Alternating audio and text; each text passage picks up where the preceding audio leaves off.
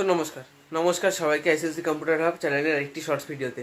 তো এটি আমার পার্সোনাল এক্সপিরিয়েন্স ও আমার কম্পিউটারের মার্কসটার হিসেবে আমি তোমাদেরকে একটি মেসেজ তোমাদেরকে ফরওয়ার্ড করতে চাই। তো এই ভিডিওতে আমি তোমাকে আমার কম্পিউটার অ্যাপ্লিকেশনের যে আমার রেজাল্ট বেরিয়ে গেছে, তো আমি কম্পিউটার অ্যাপ্লিকেশনে 79% স্কোর করেছি।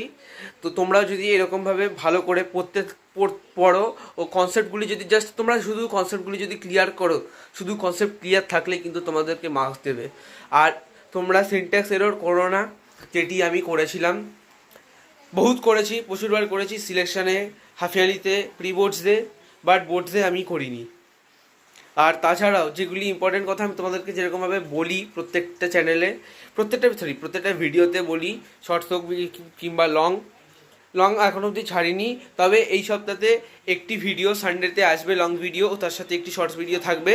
তোমরা যদি চাও আমার মতো এরকম 79% স্কোর করতে, তোমরাও কিন্তু ফলো করতে পারো 10 ইয়ার্স।